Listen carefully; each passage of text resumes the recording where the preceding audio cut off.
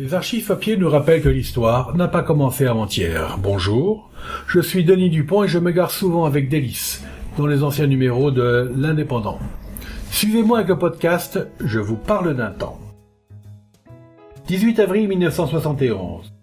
Chicolatz et Llorens ont été guillotinés pour les besoins d'un film et Trabucaire que tourne actuellement Giovanni Cappi.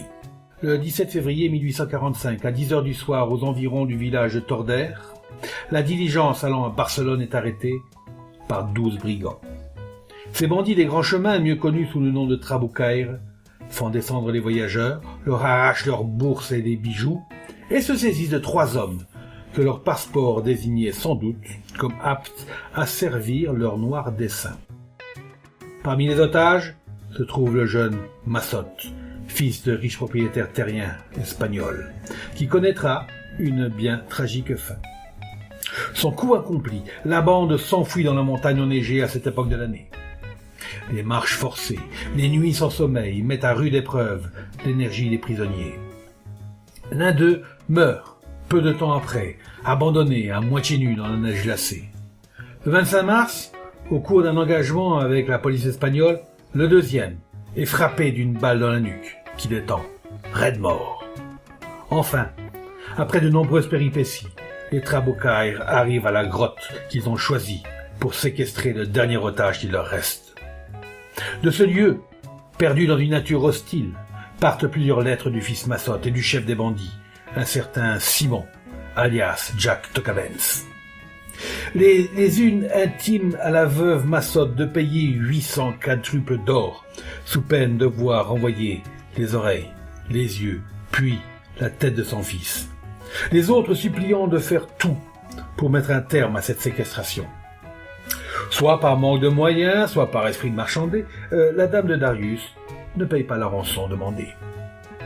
Et alors que les polices espagnoles et françaises entreprennent une vaste opération de ratissage, les Trabucaire ne pouvant pas se permettre de traîner avec eux un prisonnier trop faible, dépêchent l'un d'eux, Joseph Matteux dit Chicolatz, à la grotte. Massotte est assassiné, à coups de couteau, et ses oreilles sont envoyées à sa mère. Quelque temps après, la majeure partie des Trabucaire est arrêtée et traduite devant la cour d'assises de Perpignan, qui les condamne à mort ou offert à perpétuité. Joseph Matteux dit Chicolatz, ainsi que Llorens, sont guillotinés à Perpignan, sur la place des Esplanades, le 27 juin 1846, en présence de toute la population. Un sort semblable est réservé le même jour à Céret, au chef, Jean-Simon, alias Balme dit Sagals. Telle est la passionnante histoire des Trabucaire qui fit couler beaucoup d'encre et qui reste à jamais gravée dans la mémoire de tous les Catalans.